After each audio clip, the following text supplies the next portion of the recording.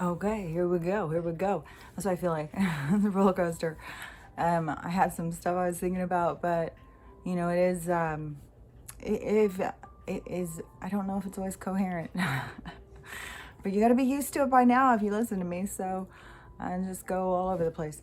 Okay, so what I was thinking about this morning, one of the things, when I was taking a shower, I was thinking about the factard and my first go around in my life with that guy.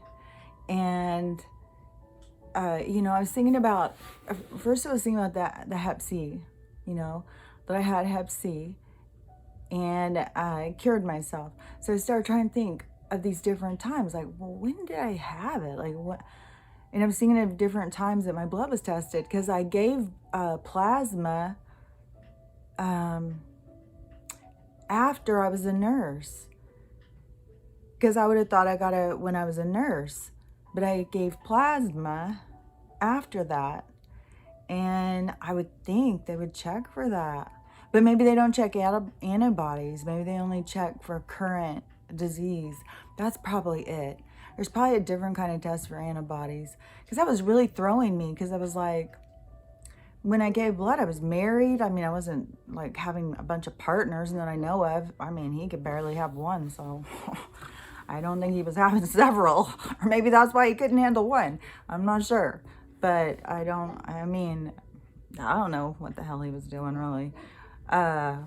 So I don't think that's when I had it. I would have thought I had it when I was a nurse. But anyways, the whole point was, when I was taking a shower, I was thinking, that's kind of weird. Like, if I cured myself from hep C, then I'm a fucking superhero.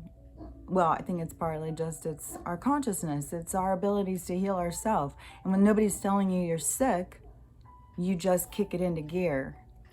I swear to God, that's why they want to do all these lab tests, so they can catch it. So they can tell you. So you can be like, oh my God, I'm sick. I need some pills. That's all they care about. That's all they fucking care about. Get you on the damn pills. So, anyways, so I was thinking about my super special blood, and I was thinking, I wonder why they don't like take blood from people like me and then inject that into people so that they could build the antibodies, because that's what they should be building, these things that they call that word that isn't really that word. But what, the people who have the antibodies, that's how it should be shared somehow, like when I had heard about Stephen Gundry talking about this really cool stuff they were doing with fecal transplants, and it sounds disgusting, but I mean, what are you doing down there? It's not like you're eating anything. So they take some out of somebody else and they put it up there, and then your body starts, all the good things in theirs, your body starts doing it. So, and it should be the same with our blood. I don't know. There's so much stuff that they don't tell us. But anyways, so I was going on that thought, I'm thinking about that and the superhero blood. And I'm thinking about that, the whole thing, and how corrupt they are and all the bullshit. So then I started thinking about, the factard, and the first go around with that mother, and how scary it was because of the, what he was creating back then, and how deadly it was. Because I was thinking about the tests. That's why, when I was thinking about the different tests, I was thinking, yeah, because when I was young, I got tested a bunch of times because of that disease. Just a minute. Let me get her. Hold on.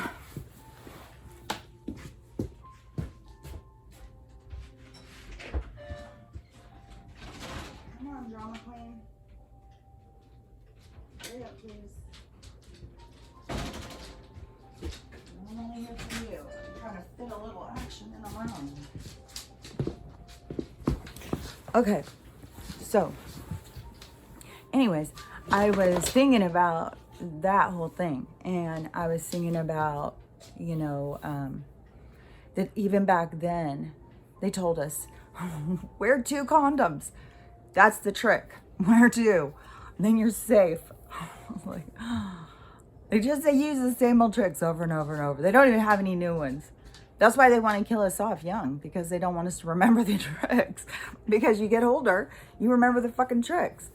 And then you start spreading the words, like, don't listen to them. Don't listen to a word they say, because they're liars. She's really working this right here. She has got such a small space in this house. Like, this small house is way too small for this poor little lady. She's coming up close. I'm gonna move the whole trunk so she can even move around. Anyways, so the freaking, the jackass who's been trying to kill us ever since who knows how long. They say he's like 85 or 87. He's double that, definitely. There's no way. He's double that. And this is the thing, seriously, just use your common sense. You don't go living off blood, denying life to very small wee ones so that you can take their nectar from their body, that's called red color, so that you can live and be young at the fountain of youth of someone else's, I have all these weird words coming into my head, but someone else's nectar of their life, and that you would do that just to live for a couple years? Nah. These people live a long fucking time. They don't want to die. They're doing this for eternal life. They think they can just stay alive. They can profit off of us. We can be slaves, and they can just live the high life, and they can practice on us and get smarter, and because they have all this technology that's hidden, so they can just increase their technology to, where they're putting, bots inside of you and you don't even fucking know. And then they've got frequencies to control you. Which, by the way, I also saw a commercial for Sandy, that place, it's got a hook in it. And they, the thing is, it was a dad. And he was talking, and when I very first started hearing about that whole thing, I was actually getting a tattoo from somebody, and they were doing this arm. And so it was a lot of time I was there, and she was real on that was a conspiracy theory. And I'd never heard such a thing. I was into aliens and Bigfoot. I didn't know about all this other stuff. It was so crazy. And so she starts telling me all about it. And I was just like, I just didn't really know what to think.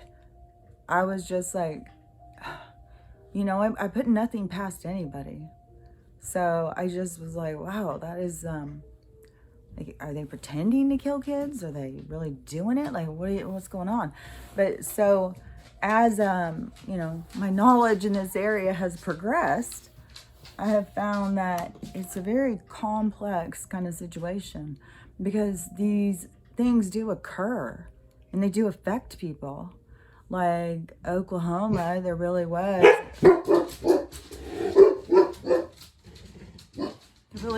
a huge explosion.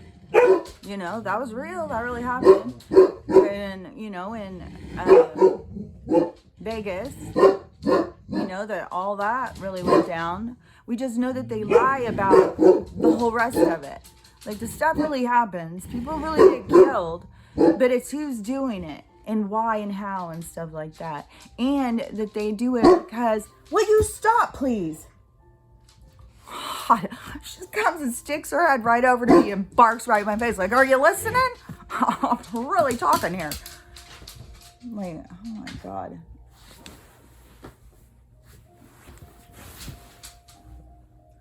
I swear, I say, tell me if somebody comes in the driveway. That's when I need to know. I don't need to know because someone walks down the road, especially when they do it every freaking day.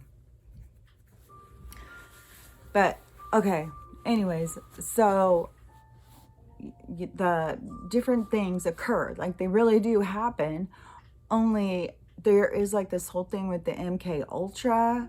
There's a whole thing where they take over people's minds. There's a whole thing where, they get it's a very nefarious how they do this stuff. And it's also that they can take more freedom from us and create fear And, you know, we give up rights because, you know, oh, whatever you say, it's a scary world. Oh, it's so scary. So that's all they want us to do is just surrender our fear to them. And they're the ones creating it. It's so nonsense. It's just so crazy. You know, and just the same thing, you know, that just makes me think about they create the health problems because that people submit, you know, surrender their health to them. So they create the health problems that all these people have, you know, obesity, depression, all of this stuff, because a lot of the foods cause so many of the problems. The endless hunger where your body's starving, the way your body processes food, the way your body processes chemicals and stuff. Lady, oh, she wants my tea. I got her on that when she was a little tiny puppy. That's something, don't start that. I would finish my tea and then she would want to lick the rest of it. Okay, I'm doing something right here, okay? Have some manners and I'll do it in a minute. We'll try and be patient. Why don't you try that? Patience. I'm doing something. I know. I'm just your slave, but you need to sit down and have patience. Don't knock my stuff over. Oh, I'll give it to you. Oh, I will give it to you if you can have some patience and manners. Thank you. Oh, the argument. Sometimes I'll just start making those noises back. You do the side eye. Oh, your dogs know you mean business when you do the side eye. Or they're doing something and then they're making all their noises. I just growl back at them. Then they know. Like, and if they are doing something, you know, they get rowdy or something, they hurt you, make a yelp like they do. They know what you mean then.